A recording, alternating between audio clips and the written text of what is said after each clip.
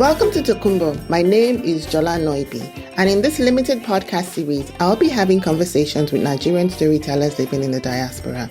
We will talk about the stories they tell, the way the stories are told, the way the stories are received, and so much more. Welcome to Tokunbo. And I saw this notice on the board one day when I was pacing around in my school, hoping to actually apply for a master's in UI. And then I saw a notice that said, Fulbright, do you want to teach Yoruba in the US? I've always thought that translators are some of the unsung heroes of the global storytelling landscape, the way they grant access to stories in different languages. My guest today is one of the pioneers of translation, translating more text into indigenous African languages, specifically Yoruba. That's Kola Tubosun. And he wears many hats, as you will find out. Let's listen in.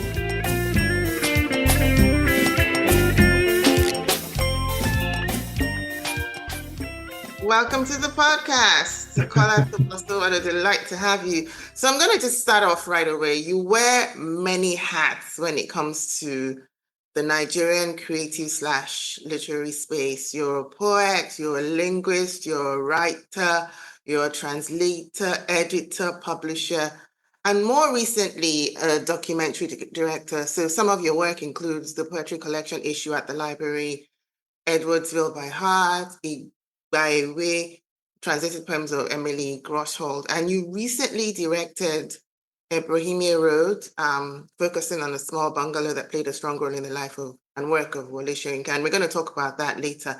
But I wanted to personally add that in addition to the long and impressive list of your excellent body of work, you're also an all-round good guy. And the reason I say that is because in spite of everything that you have going on, you always make time for everyone else. I think this is something that the world needs to know, assuming that they don't already. There has never been a time when I reached out to you and you have not responded. Even when I was planning this podcast series, you were one of the first people I reached out to. And you're always so kind, patient, and generous with your time. And I thank you for that. Thank you. Thank you for the kind words. So back to our conversation. I read out a number of hats that you wear so well, but I'd like to kick things off by asking, where did it all begin for you? Especially the language part, which is probably what you're better known for. At what point did the interest in languages and literature become a thing for you? So thank you for the question. I was raised in Ibadan. Okay. A very, very quiet area of Ibadan, Akubo. It's not as quiet anymore now. When I go there, it's very busy and very cosmopolitan. But at the time, it was very remote part of the town. And my father worked as a broadcaster. He also had a record label. I was producing a lot of indigenous Yoruba musicians, Odolaya Remu, Gundare Foyomu, and a couple of other. I think he released even some Jola Naibi albums. So around the house were a lot of books to start with, but also records, Yoruba records, English records, just everything. You had Shakespeare, you had Dennis Robbins, you had Reader's Digest. So they were always surrounded by literature and creative expression. So I think that was where the comfort around literature and writing and creativity started. And I remember also that the radio, we listened to Ibadan at the time, all the radio stations were both in English and Yoruba. The news was also in Yoruba and English, but we didn't think of it as something special. It was just, that was what life was. And I think the event I always remember as the most conscious image that I have in my mind about my language consciousness came from, I think it was 8 or 9, I'm not sure. I was in class. Even though we had this Yoruba background at home, we were sent to private schools. Okay. At least myself, my younger sister. The older ones went to more public schools. I think some of them went to private schools. So there was one private school I went to where English was always the language we spoke. Like most nursery and primary schools, they thought that learning English would be best for you and all that.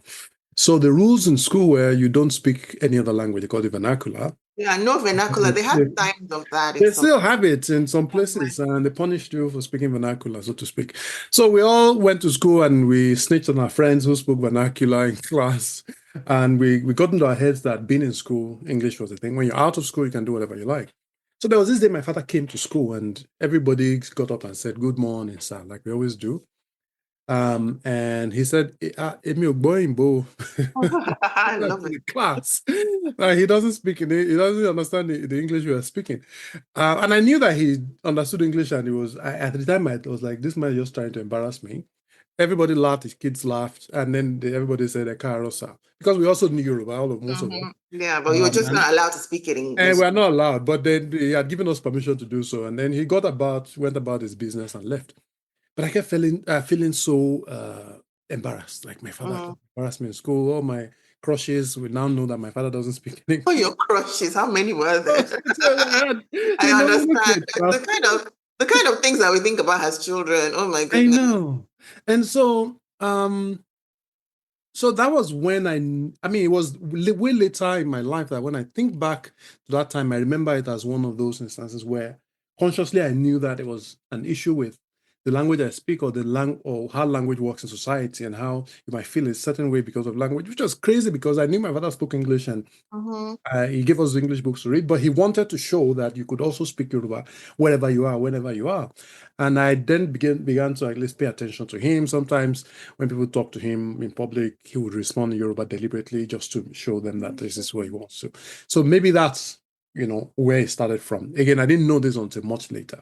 So now coming to my own profession as a linguist, when I finished high school, I applied to university actually to study theater arts, which had interested me a lot, and I was interested in literature, like again, because of the background I had. I got admission to theater arts diploma. But at the time, before the admission came, I had written JAM again and applied for linguistics. Okay. Linguistics came as a full 4-year degree program. Theater arts was a diploma. Okay. A number of my friends went to theater. After 2 years, they would then apply to direct entry for anything they wanted.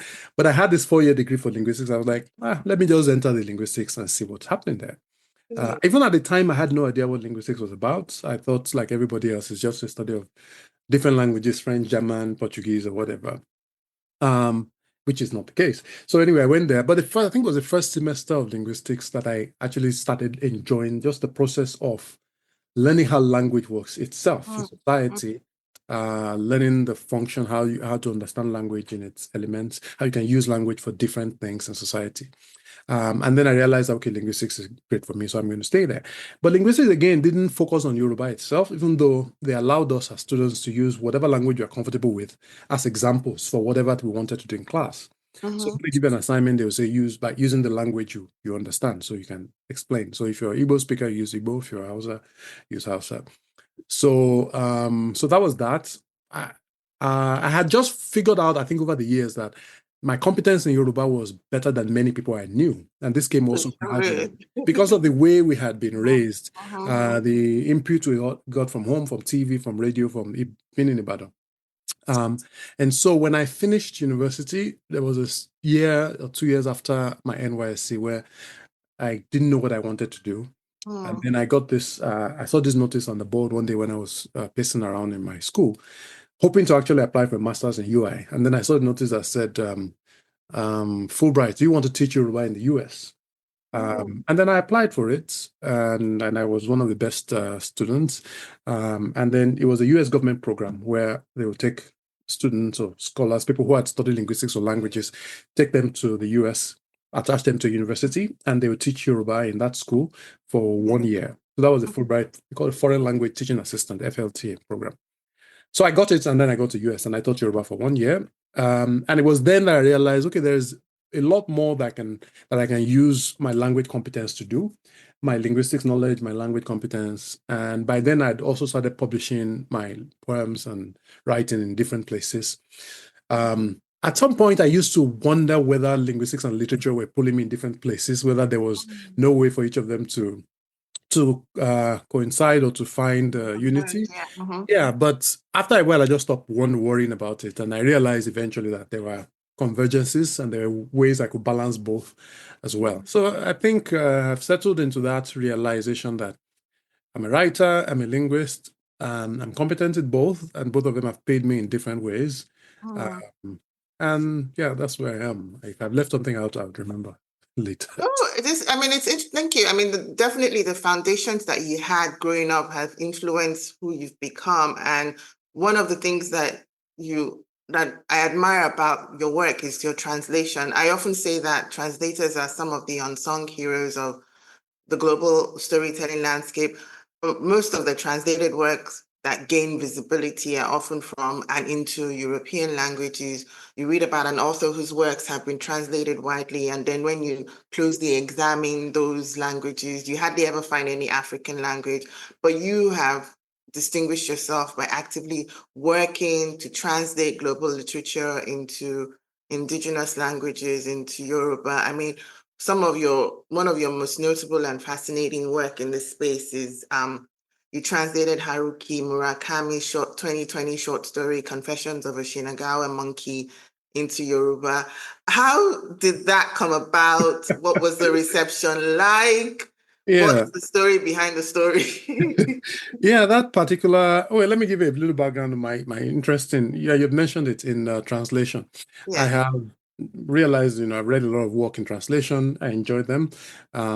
Like you said, it's one of the most important ways of getting literature from one culture to another. yeah, But then I realized it was during my work in linguistics when I, worked at Google and other places. I realized that the absence of technology in African languages comes from a number of reasons. Of course, there's a government policy, there's a language attitude, there is a lack of funding and all of that, and all speaking language for our children. But lack of data was one of the biggest issues I found, which is Mhm. that you'll probably hear it with LLMs and these AI systems that they say they train them on particular data. For big tech products like the Siri or Google Assistant, etc., to work, you need a huge body of data in the target language that is Yeah, properly written and is, as correct that the computer can read and then make assumptions and then create new derivatives out of them. So that's how the synthetic voices are made. The Siri voice, the person who did the Siri recording just sat in the studio. She was given a lot of materials to read and record. And then Mhm. all of that material is given to the coders who then give it to the computer, who then finds patterns in the voice and then uses that to create new things, even the things the woman who recorded didn't say. So you can, Mm. yeah, you can record. It used to be that you record like hundreds and hundreds of hours. Now they've reduced it that you can record even 20 minutes of recording, and the computer can recognize your voice and create patterns, and then you can clone your voice and do a number of other things with it. Technology gets better and better. But for each of them, you need data Mhm. correct and properly done. So I realized that the reason why it was easy to do for French and German and all these things, if you go online, almost every speech tech tool that exists, you can find them in German, you can find them in French, you can find them in English. It's because a lot of data exists in these languages. They've translated the Bible into those languages, they've translated Shakespeare, they've translated almost everything that exists. But you don't find that for African languages. Mm. And I started asking questions, First, the big companies will say maybe maybe they don't have a market in those spaces. So they assume that people would not need them. So they don't even bother to spend money. Google tried to do a number of work in that regard for Nigerian English, for Igbo, Yoruba, etc. And they have to spend a lot of money to create the data. That Yeah, is, you find the text in that language, you find someone to read the text and make sure it's correct. And for Yoruba and many other African languages, you also need to write them properly with the tone marks and diacritics yeah, as well. exactly. So they have to spend money to do all this work. But for other languages they need to do, like English, just go online and ask the computer to go to 1,000 websites and get everything that is there, put it on in one document. Usually they're likely correct written English because everybody uses English every day. There's plenty material to use. Yeah. So Yoruba I couldn't find. The BBC was the only website that had Yoruba text, BBC Yoruba and BBC Pidgin. And I remember being on the board of those who designed, when we're designing the BBC website, the BBC Academy contacted me to help them write the style guide Okay. for the journalists writing that. One of the things I insisted on even then was, let's make sure that everything written on the site is properly tone marked and properly written, Yeah. so that if anybody wants to use the text in the future to create speech tools, it will be beneficial to the language and it will not be improper. Because if you write crappy text and people just use it without cleaning it up, the output is going to be terrible as well, which is probably why Google Translate and all these places where you put in a Yoruba expression, it only gets it wrong. I mean, there's definitely a lot of misrepresentation if you're not a native speaker. Yeah, exactly. The tone marks are not there. But I realized after a while that the BBC's websites, they didn't listen to the advice we gave many times. I mean, they tried, but because it's a news site, I guess sometimes they want to publish quickly. They just write the headline with no tone mark and anything just goes out. So I realized that, okay, in my own way, what can I do to add to the existence of more well-written Yoruba texts on the internet? And one of the ways I thought I could do that was to translate work from English into Yoruba, from writers I respect, from stories I like. I was actually thinking of doing a whole collection of translated work of the writers I've read.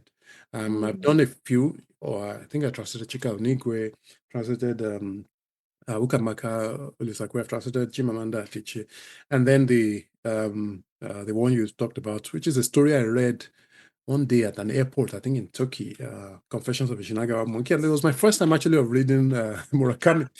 Beautifully written story, funny, quirky, of a monkey that has these human traits and had a terrible habit. And I thought it would be nice to read in Yoruba. It reminds me of some of the stories I read of Fagunwa and fantastical Yoruba novelists. I haven't had time to do all the other stories I wanted to do, but I hope to one day publish a collection of translations into Yoruba. And I published that, the Murakami one, as a way to encourage others to do the same. And I've seen a couple of young people do the same. Just hoping that if more people translate into these languages, it creates a body of data that is usable for a number of reasons. It also encourages the people who want to use the language to be able to find something to read. There are people who want to read in Yoruba, but they don't have materials. There are books that were published in the 50s and the 60s. In the 70s and 80s, publishers stopped publishing in Yoruba, investing in that space. So how do we find a way to encourage more people to read in the language? I thought translating and using the internet might be a good way to do that. And also as a way of revitalizing the language itself, because when you're translating, you're helping yourself mentally, of course, because you don't use language every day, at least in my experience, because you're surrounded by people who speak different languages, neighbors, etc. But when you sit down to translate, you get to reach deep into your own psyche and find words that you haven't used in a while, and then you can bring them out. And sometimes you even come up with new expressions. I used an example of snow that I used while I was translating Emily's work, which people had used Yinyi to describe for a while. And I thought Yinyi didn't quite describe snow because Yinyi is ice block and snow is not block. Snow is very fluffy. And then I came up with the word irididi, which is iri is dew, and didi means frozen. So frozen dew seems more like it. And I thought that, just that process of doing that, something I enjoy. It's very linguistically significant. You're coming up with a word that exists in the language, but hasn't been used in that form, combining two different words that exist, and hoping that it catches on that other people can use. So there are different ways in which I assume that translating to African languages can help revitalize our languages, help people who might, look for ways to read and things to read in language, but also help create opportunities for people who are working in technology, language technology, to do a number of interesting work. And it's impressive. I mean, Irididi, that's going to stay with me for a long time.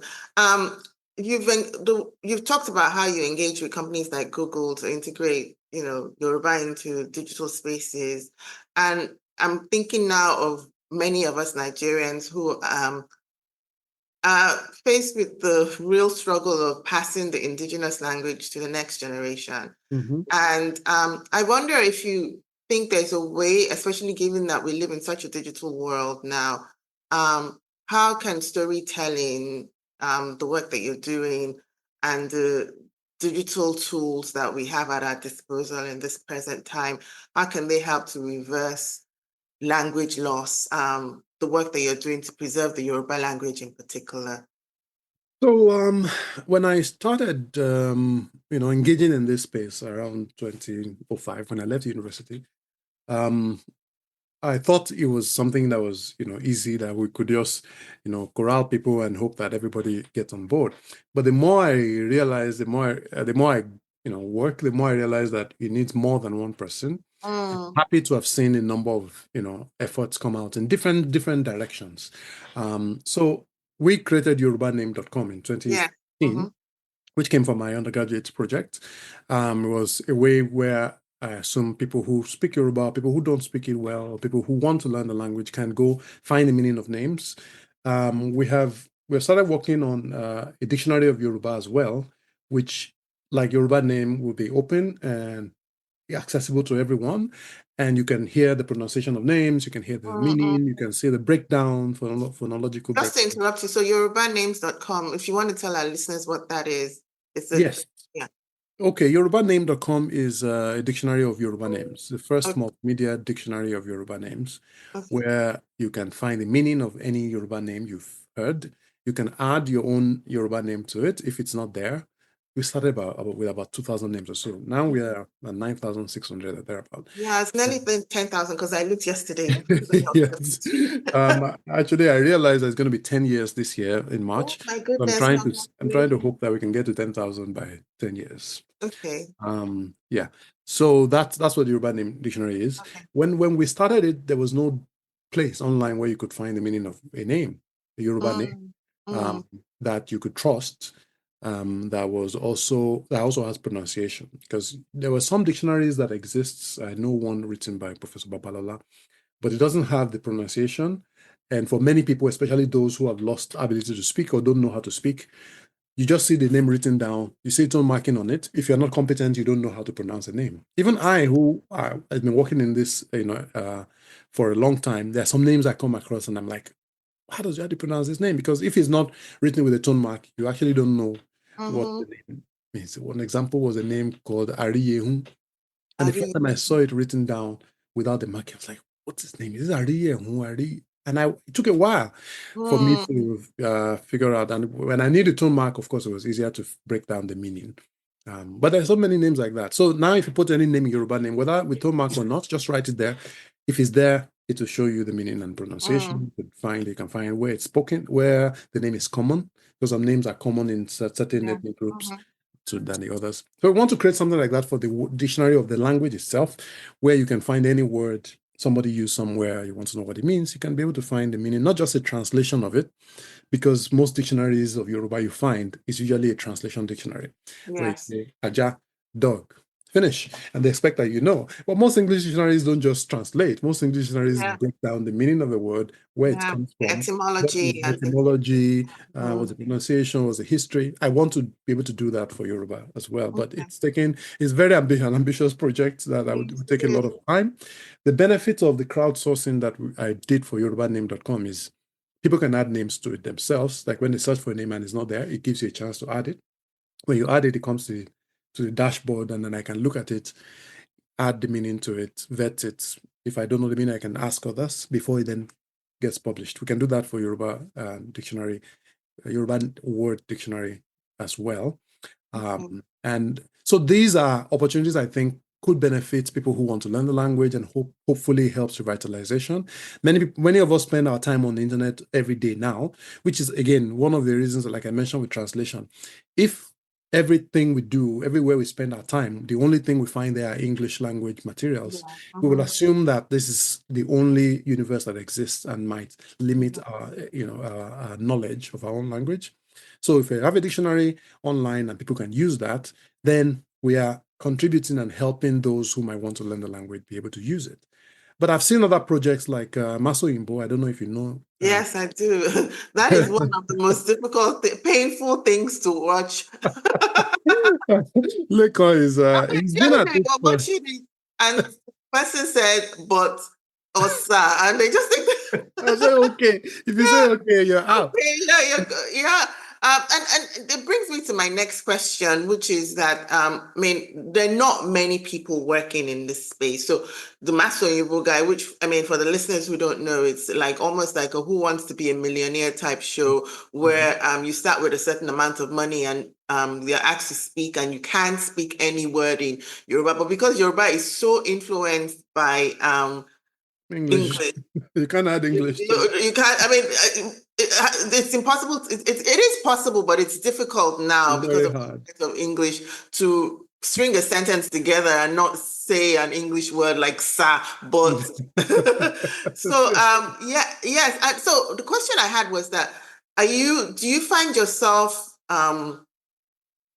how easy is it for you to find collaborators? Because you've already said that this is not a space that only one person can inhabit and do the work. So you have the Master Igbo guy. There's another guy that I saw on social media. He's mostly on TikTok and YouTube, where he's in a room. I can't remember his name, but he's in a room with a microphone and a fila on his head, and he's talking about the origin of names and everything. And then he ends, and then I always like the way he ends his little spiel. It was like Washiri, and I'm like, you're not Washiri.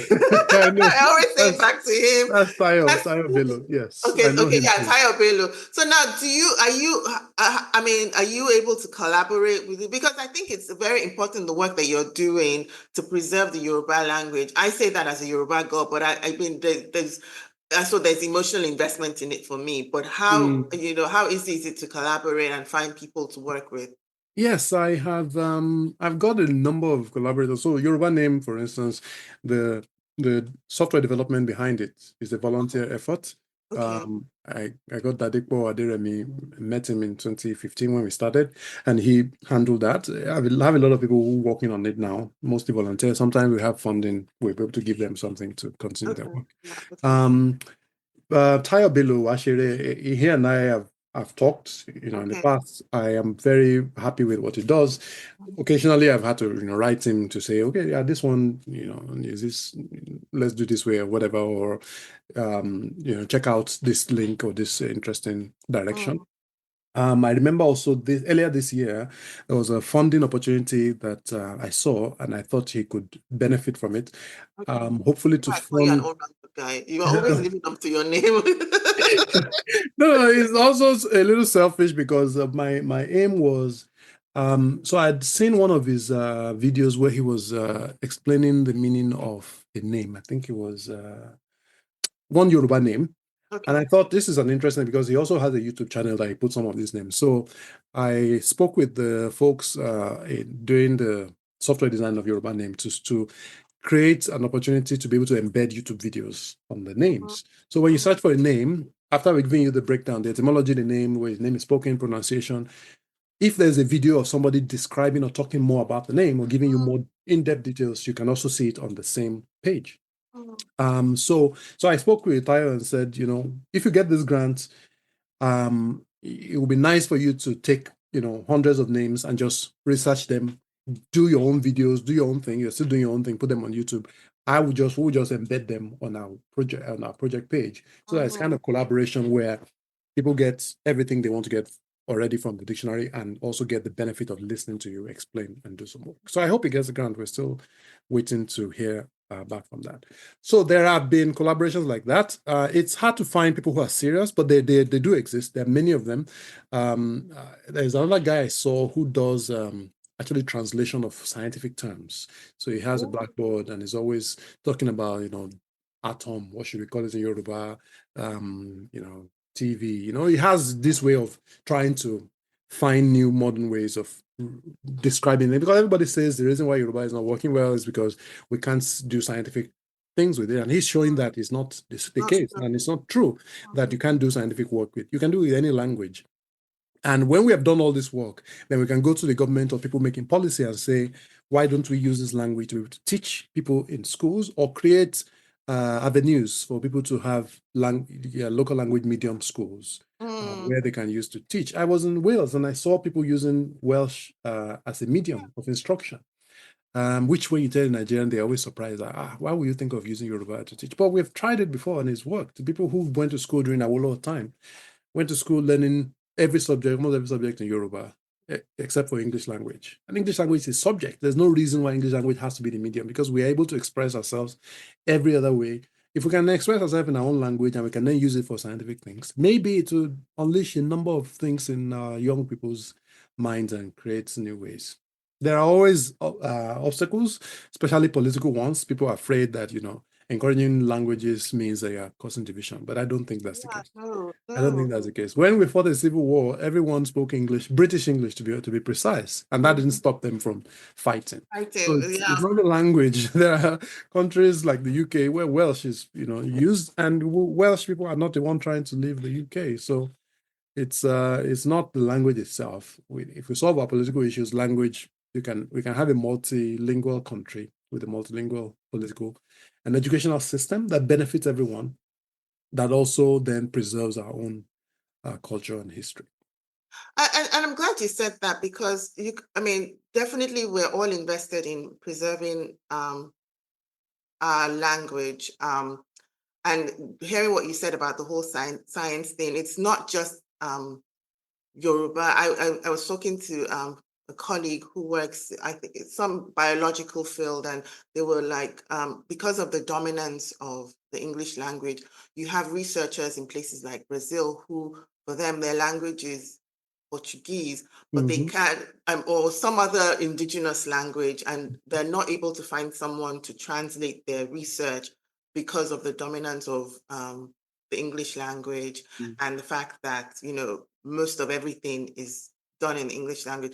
But there's that side of things where there's that limitation. But then there's the other side of it where all of us come from different parts of the world, and English is the one language that unites us. And so striking the balance between, having that linguistic colonialism and English being the dominant medium, thinking about Nigerian literature and media, and then also thinking about accessibility. We want to elevate the indigenous languages in storytelling, in science, in everything, but then are we excluding certain people from who are non-Yoruba speakers from it? And it's almost like it's a battle to strike the right balance. And how do we find that happy medium? Yes. Actually, one of the arguments I make when I was talking about translating to Yoruba, when people ask me why I translate to Yoruba, well, about other Nigerians who can't read in Yoruba. And I keep saying that, actually, if more people do that and translate into their own languages, like I was saying earlier, it empowers technology to be able to help us translate between those languages. Because the more data you have, the more access you have to create tools that can help you translate. So now, there was an interview I saw with this guy called Lex Friedman online. He went to interview Zelensky in Ukraine. And the interview was in English, Russian, and Ukrainian, because two of them spoke different languages during the interview. But you could watch the interview only in English, where everything you hear is in English, even though it's the voice of Zelensky you're hearing and the voice of Lex Friedman you're hearing. And you could also watch interview in Russian. Everything they're saying in Russian, in their voices. And it's not like they recorded it 3 times. They recorded it once, and there's technology enough now that technology can perceive that this language is spoken and translate it into a language you can hear. Where we'll get to a point where when you're on Instagram watching something in Brazil, they're speaking Portuguese, but you're hearing it in English. So as far as you're concerned, they're speaking English because their mouth even works to fit the language. Technology has gone that far, yes. Technology has gone that far. Yeah, I can do all of that. But as usual, it can only do it for big languages: French, German, Spanish, Portuguese, Mandarin, etc., etc. As usual, because anytime new technology comes, these big languages, which already have huge data, get the first pass. And then everybody forgets about everyone else. So if we can actually do the work that we need to do in Africa, create huge data for many of these languages, then we can create our own tools. So somebody is speaking Yoruba in the market in Shomolu, you're recording it on your phone. As soon as you put it up, no matter where they watch it around the world, it would translate to them in the language they speak. We are not there yet because every time, even Nigerians who are doing AI and all these tech people, when they get there and everybody mention AI and AI, they're still trying to do English work. They're still trying to do work in French and other languages. So we need the efforts and the funding, of course. I mean, I've been part of a few projects of that nature, but we need a lot of data in many of these Nigerian languages. Yoruba is kind of advantageous in this case because, as with most things in Nigeria, there's a lot of researchers who have done a lot of work in Yoruba. So every time there's funding, we always try to get some of it. But there's so many smaller languages in Nigeria that don't have access. Some are not even written down at all. Yeah, and that was another question that I had. Yeah. I wonder because I mean I'm not proud to say, but I can't write Yoruba. I can't read Yoruba, but I speak it fluently. Tabanso si alimaso, you understand? Exactly. But and I wonder if it is because of the oral nature of Yoruba. For me, I remember I have older relatives, and then when WhatsApp came along and I wanted to greet our mommy, and I'm writing and I'm like, I'm not going to say how are you and all those kind of things. Yeah. And these phones are so annoying because they will now make whatever you want to say turn it into some English word. And I'm like, she dada lewa, and I'm texting. And I'm like, this is just so hopeless. But now the hack is that I now send voice notes to them. Yeah, exactly. And so it eliminates the whole trying to type and trying to make sure you're saying the right thing, and that the autocorrect is not interfering with your text. And so back to my original question: do you think that it's because our language is predominantly oral that we're being left out of the rat race, if you want? Yes. Well, all languages are oral. Yeah, that is true. Yeah, thank you for correcting me. That's a fundamental Yeah, fundamental origin of every language. yeah, Writing actually is a technology. People had to learn to write. yeah, It's the thing you have to. That's why you have to go to school to learn it. And the reason why you don't write it is not because you're not as smart as everybody else. It's because you didn't go through a process of schooling where they actually have to teach you everything you have to Thank you. I do. feel so validated right now. It's true. Like there's something called receptive bilingualism where you can hear, you can speak sometimes, but you can't write. Or sometimes you can understand, but you can't even speak. Language has all these processes, and people have different levels of competence. But I think that yes, because literacy in those languages have not been highly encouraged. Yoruba was lucky because we were the first to encounter the British, and we had a huge sovereignty. Igba people were actually independent of Nigeria way before Nigeria was harmonized into Lagos and all of these places. They had Iwe Iroyin where some of it at the British Library, where Yoruba texts were published on one side, English text was published on another side, and they were not translations of each other. They were just a newspaper that is like 50 pages, maybe 20 of the pages are in English, the rest are Yoruba. And, everybody bought it. If English was your own thing, you read that part. If Yoruba is your own thing, you read that part. And that was fine. I'm surprised that we can't even think of any newspaper like that today. If you write and print a newspaper in Nigeria, in any Nigerian language, people will think you are trying to stir up political issues. Exactly. So there are a lot of literacy issues that we let go because of our fear of political issues. And there are many languages that are way behind because of that. Yoruba at least has a couple of writers in the 50s. There was Fagunwa, there was a number of them. Many of them died, and when the publishing industry became Nigerianized, people stopped publishing Nigerian works. So even the readership of Nigerian texts became a problem.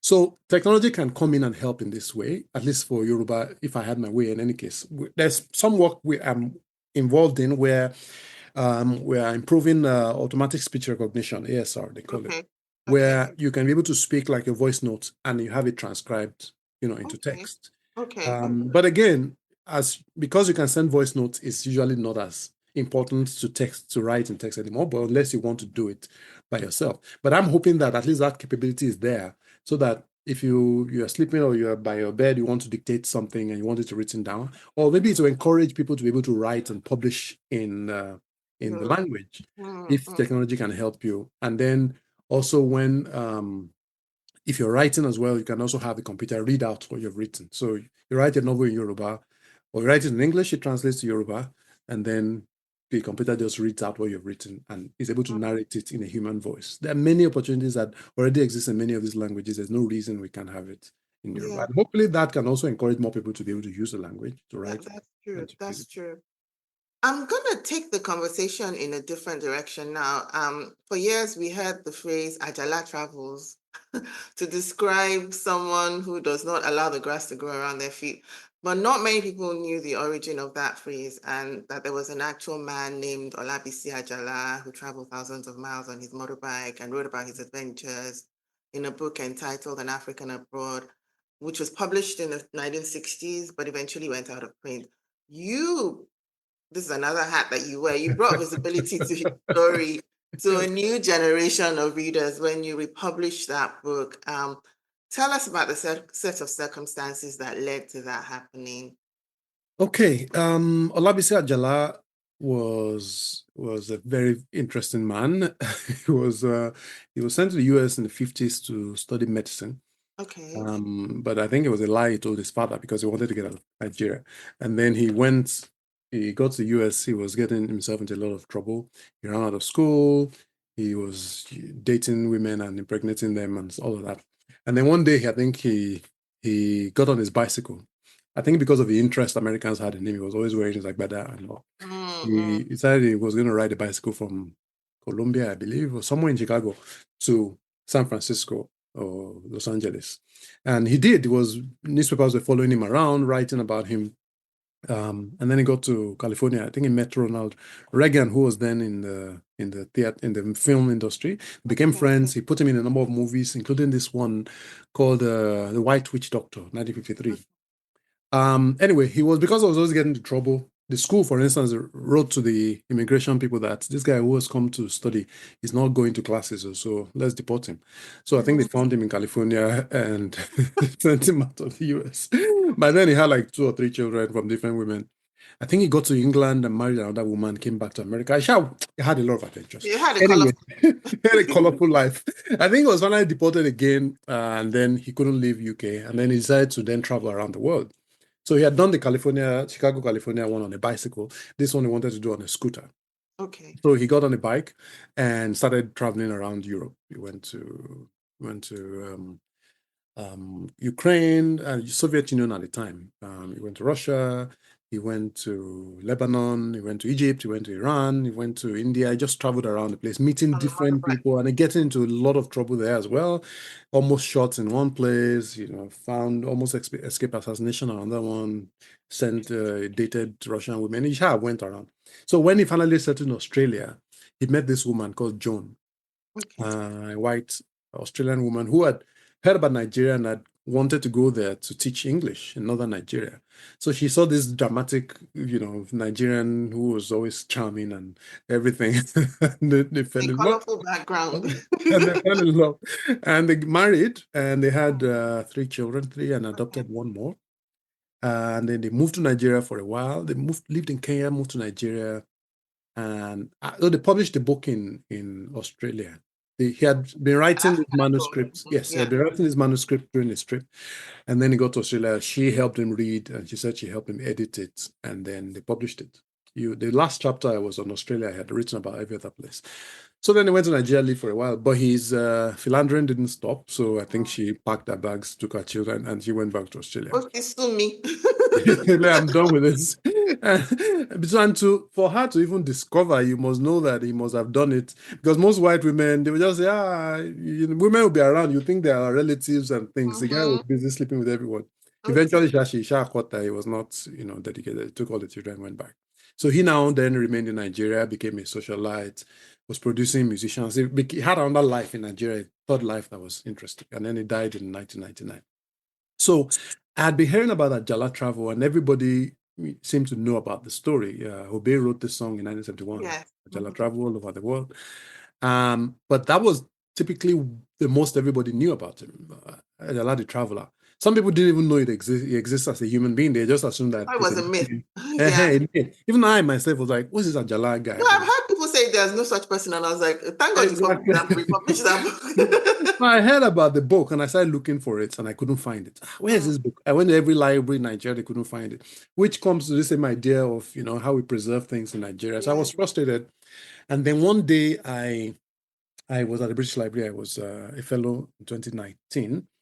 And then British Library, of course, had copies of every book there, that had been published in the British Empire.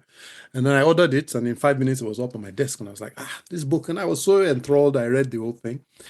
And I was just depressed, not just by an African abroad, but all the books that I was able to find there that I couldn't find anywhere else. And when I went to Nigeria during the fellowship, I went visiting the Nigerian library, I went to Kennedy, I went everywhere, asking them questions about how you preserve books. Where are the books you had in the 60s? You had this law called legal deposit. You're supposed to have books published in everywhere in Nigeria all through this time. I had excuses. There was nothing to find. So eventually I found a copy of the book. Someone was going to sell it to me. I think it was 250,000 naira at the time, was one copy. So I bought it, and then I read it again, and I was like, okay, one day if I find the families of Ajala, I'll convince them to republish it, because there are several people who don't know that this story exists, and it would be nice to have them see it. Ajala had hoped to publish a trilogy. So An African Abroad was supposed to be the first one, but he never published anything else after that. So I was looking for the manuscript, hoping that somebody knows. So one day we Googled and we were just searching, a friend of mine, and then we found Joan's contacts. And then I sent her a cold email saying, this is who I am, I've done this, I'm interested in this book. Well, first of all, I'm interested in talking to you about your experience with Ajala. I didn't even tell her about publishing the book, but I just wanted to get an audience. And then we sat down, we had a Zoom call, I still have it recorded. And then at the end of it, she was very gracious. She answered all the questions, told me how they met, what the marriage was, memories of Nigeria, met the children. And then I asked them, wouldn't it be nice for us to get this republished? And they're like, we don't know. We don't know who has the rights. And I was like, yes, I've also been looking, and I don't know whether the publisher still had it. And then back and forth, we found out that actually the right had reverted to the family. Okay. And that they had access to it. And she was the one who married him. I think the others, they are divorced or stuff like that. And she was like a surviving widow, the only one. So she actually had the rights to. Okay, the legal right. So we agreed to do it, and that was how the book came about. And I was happy to have a chance to write the foreword to the new edition. And I've been recommending it to everyone. I was actually hoping that we could do a film or something about it, but that would be nice. And speaking of films, so let's talk about Ebrohimie Road, which you directed in 2024. Well, it was released in 2024. And you got to work with the legendary Tunji Kalani, who I have admired his work for so many years. Tiolu Anile is my favorite movie, hands down, ever. But was it an easy transition for you to go from everything else you had done up till that point to directing a documentary? Yes. So at the beginning, I knew I wanted to tell the story because I had been obsessed with that house for as long as I had known about it. It was a photograph, actually. I'd been obsessed with that photograph where Soyinka was sitting in front of that house for so long, since I first saw that book, Ibadan, the Penkelemesi years, and him sitting there. And I was like, such a nice photo with carvings beside him, looking so stern, wearing sandals, and all of that. It was way later that I realized that the house was a UI and the house was still standing. So when I went there, I saw the house. I was like, this is so brilliant. And I was looking at comparing everything on the book to the steps. So when I wrote to Soyinka, that was 2018. That it's a nice photograph. Wouldn't it be nice to have you sit down and do behind, before and after? He was like, no, I'm not interested. So that was I was disappointed, but I was curious, like, why is, maybe he was just busy, or he was not in the right mood. It was also that time he told me, no, it's not that house. That's a different house. The house in that photo was somewhere else. And I had to show him that, no, it's in that house, because look at the crack. There was a crack at the top of the steps that remained in the photograph that was still in the house. And he was like, oh, yeah. And then at the time, we had found a video of him sitting in front of the house answering a question from the journalist. So he was finally convinced. So when I spoke to someone from Open Society Foundations about Soyinka was going to be 90, that it would be nice to bring him back to sit down and speak about his memory in the house, because I had found out that was where he was when he was arrested. That was where he returned when he came back from prison, and his family lived there for a while, that he would have some memories. And it would be nice to do a short documentary. I was thinking 15, 20 minutes for him just talking. So they were fine. They gave me the money. And then I went back to him to tell him, wow, okay, I got funding. Would you like to come back to the house? He said, no, I remember I told you in 2018 that I'm not coming back. Why is this man being so stubborn? So I started talking to his family and interviewing different people. And I started asking them, why would they think he would not want to come back? So it was during the investigation I found a number of other angles and different reasons why he might not want to come back. Okay. So the documentary making, when we got the funding, for a while, I was not sure whether I wanted to direct it myself or whether I want somebody else to direct. But my strongest feeling was that I wanted to do it myself, because I was not sure that people would not get carried away too much by the aura of Soyinka to damage the film I wanted to tell.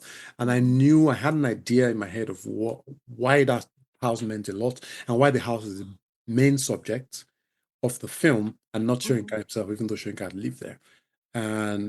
But I kept saying, okay, she's a documentary. Let's do all the interviews we need to do first. When I have all the materials down, I will then decide, okay, is it too much for me to handle? Let me give it someone else, or can I do it myself? So when we finished all the interview, I realized I had found an angle and I'd found the right script. So I had an editor, so it was easy to just work with an editor and say, put this here, remove this. And I kept rewatching and rewatching until it made sense to me. It was a learning experience. I learned a lot. It wasn't something I'd done before, but I was happy that I was able to get through it because then I figured out a number of things about how these things are made.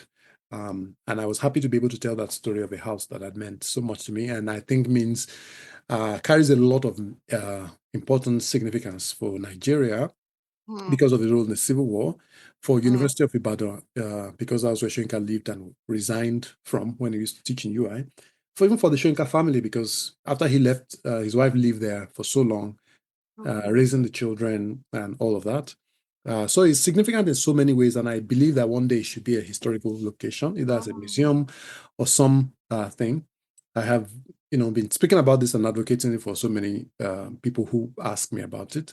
But I've got to the stage now, I think, that I'm ready to take the step myself, if possible, to do everything I can to make that place preserved as a national monument. National monument.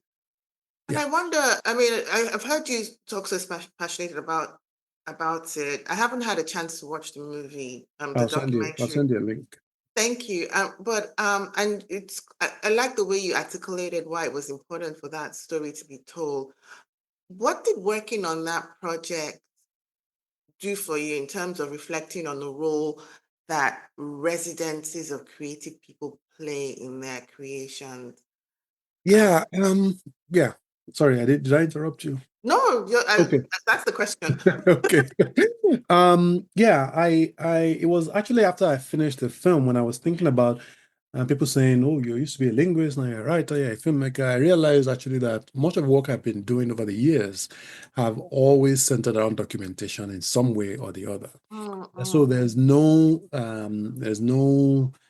difference. It's not like I'm doing something different. It's something I've always done in some way. When I used to write on ktraveler.com, which was my travel blog, I remember that most of the things that always fascinated me were when I went to houses of people that have been turned into like museums or significant location. I remember Scott Joplin's house in St. Louis. This is an old musician, Black American, and they preserved his house, left the piano, they left the room, you could see his clothing and all of that. Still there. Mark Twain's boyhood home in Hannibal in Missouri is still there. You go there, you pay a little money, you walk around, you can buy books, you can buy fridge magnets. It's preserved as a way you can remember this person who used to live there. Go to Nigeria, we've done a bit of that in Nigeria now. And the Fela Kalakota Museum was redone by Theo Lawson. And I think his family house in Abeokuta is also being preserved. But abroad, almost everywhere I go, there's always something that tells you that there are people around the world who value history and have been able to use physical locations as a way to preserve those memories. So part of towards the end of the film, I showcased many of these spaces. Maya Angelou's house in Salem, is there. He has, it's been preserved. James Baldwin's house in New York, Toni Morrison's house, places like that. And as Hemingway in Cuba. People go there, they pay a lot of money, they use the money to keep the place running. But you preserve the memory of these people and the things that they meant to society and the people around them. So I believe that we should do more of that in Nigeria. There's several historical locations in Nigeria that are now, in ruins because we haven't done enough to preserve them or to keep them in memory.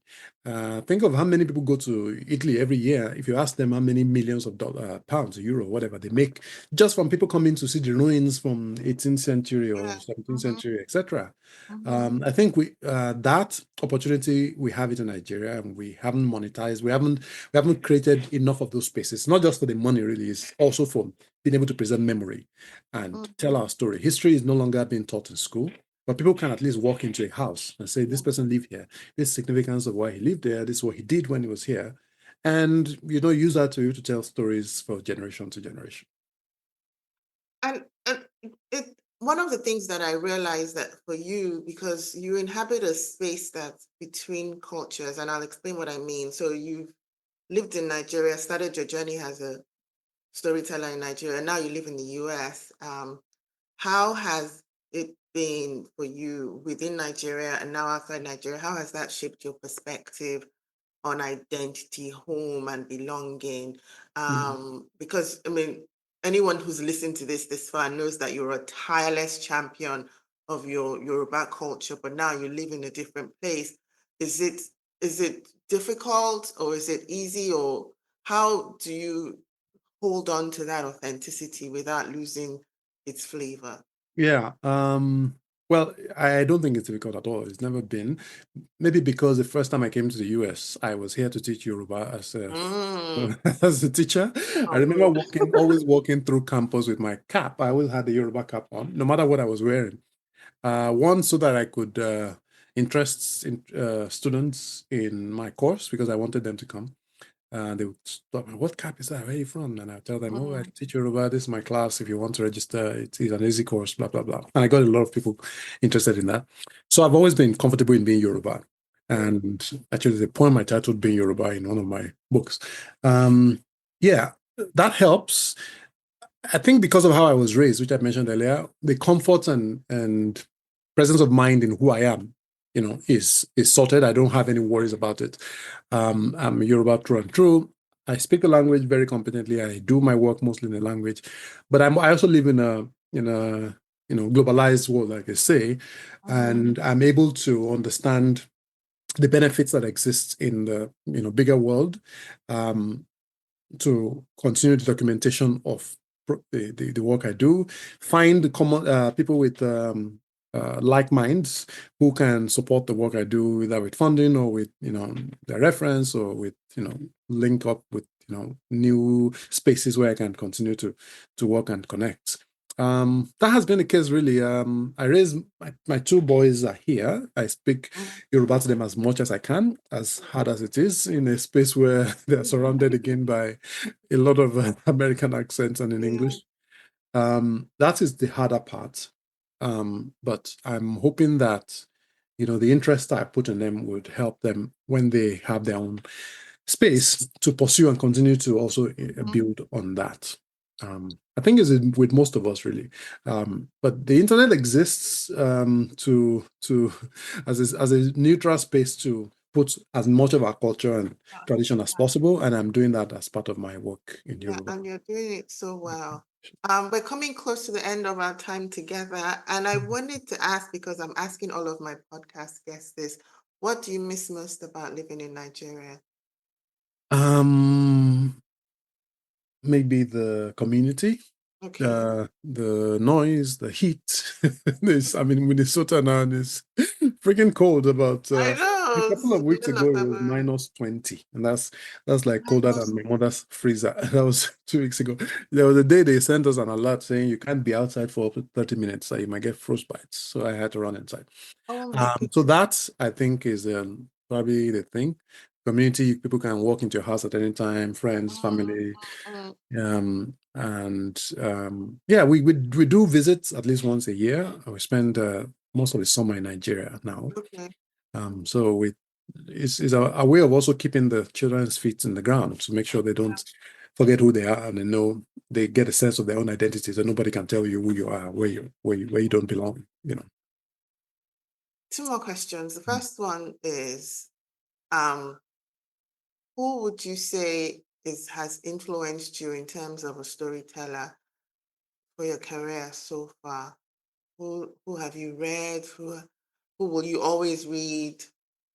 I always find that that's a difficult question for many creative people to answer. It is. There are two people. I'll probably say my father, because of the work he has done not just he was a poet. He's still alive. He's a poet, a Yoruba poet, but he also, his record company used to document a lot of indigenous Yoruba artists in Ijala, in that Akwada and all the local indigenous forms, and some of these works exist only today thanks to his efforts to preserve them. So he's the one I would think about, and also maybe my interest in language and the curiosity I have, and the way he's found his way in the world. But Wole Soyinka is also a very strong influence. I think about my growing up; he was always there in some way in my imagination. His life as a human being and his works and the things he's done. So it's also very fortuitous that I was able to work on his life story. I found that quite serendipitous, but also very thankful to have that opportunity. Yeah, and you gave him a really good 90th birthday present. So the final question I have is, and I'm actually really anxious to hear the answer for this. What should we expect from you next? Oh, interesting. Which one can I, let me see which one I can give you for free. You are always busy. I try to be. I realize if I don't do anything, I'm going to get into a lot of trouble. So I try to occupy myself. You know how they used to tell us when we were younger, I do hide in the devil's In workshop. the devil's workshop. Now, this is what they did. This is what they have cost. And the crazy thing about doing Ebrohimie Road also was, it was my son was born in 2022, my second son, and he had got to the stage where he needed someone to just watch him when he sleeps during the day. So much of the work I was doing on the computer was he'll be napping, I just get on the computer, try to watch something and edit and send to editor. So it was something I could do while sitting down on my computer. And thankfully, I didn't always have to travel. I mean, occasionally I did, but my wife was there. I am working on a second documentary film as well. I got funding from the same funder, Open Society Foundations. This time I'm trying to explore Lagos through a couple of families who come from this New World migration to Nigeria in the early 19th century. So the Brazilians, the Cubans, the Sierra Leoneans, as a way to answer the question of who is a Lagosian. During the last election, there's a lot of xenophobia about people saying somebody is not Lagosian, somebody doesn't look Lagosian. There's the issues we see every time people say Lagos is no man's land, etc., etc. But Lagos has a character that predates modern times, and there are a lot of people from different parts of the country or the world that made Lagos what it is. I found out actually while I was researching Soyinka's life that his mother's father had come from Sierra Leone. Oh, really? And that was not something I expected. So his mother is Ransom Kuti, but yeah, that's on the mother's side. But the father's side was a man called Jenkins Harrison. He came from Sierra Leone, a lawyer. And Fela's mother's father was also a returnee. Many of these people were captured as slaves. They went to Sierra Leone, they were raised there, and then they came back to Nigeria. Some of them were captured in Nigeria, of course, like Fela's father and Ajayi Crowther. But some of them were captured in different parts of West Africa, but they went to Sierra Leone and just became Sierra Leonean. But many of them now came to Lagos. And in Cuba, many people who had been captured as slaves were released or got their freedom, went back to Lagos. Some people from Brazil did the same. So I'm using a few families that I know to explore that story and to hopefully entertain, inform, and also educate people who might be interested in that story. I mean, this is something that's personal for me because I'm a fourth or fifth generation descendant of returnees. You know this because I've shared my work with you. So I would be very, very much interested in seeing which families you talk to because we're all connected in one way or the other. I'll be happy to talk to you as well. Don't worry. Yeah, thank you. No, but it's funny because it's not history that is well examined. And this is another thing that I need to thank you for because when Ilojo Bar was demolished, unfortunately, you shed a lot of light on it with your reporting, and that served as an inspiration for a story that I wrote. And knowing that you're on our side, which is the women's side, of trying to make sure that we preserve our culture because the transformational impact that the Afro-Brazilian returnees did on Lagos, the culture, it's enormous. Architecture, I don't think we give ourselves enough credit. Exactly. And looking at it through the lens of who is a Lagosian is another incredible way to look at it. So I'm really excited to hopefully be a part of it, see what you have to say. Yes. Kola Tubosun, it's always such a pleasure and such an inspiration speaking with you. This definitely is a recorded conversation, but we always have our side gist. So Thank you for having me. I'll be happy to follow All up. right. All the best, and we'll talk again soon. Take care. Thank you. Best of luck with the podcast, and I appreciate the time. All right. I appreciate your time. It means a lot. Thank you. All right. Bye-bye.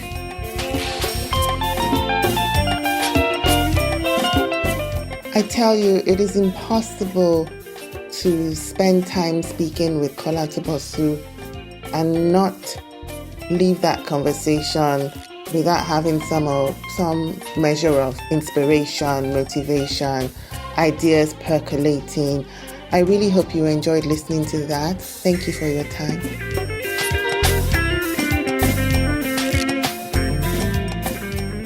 And that was the final episode of Tokunbo. Whether you listened to one or all of the episodes, thank you so much for your time. I hope you took something positive away from it. I want to thank all of my guests for sharing their precious time with me. Till next time, this is Jola Naibi. Thank you.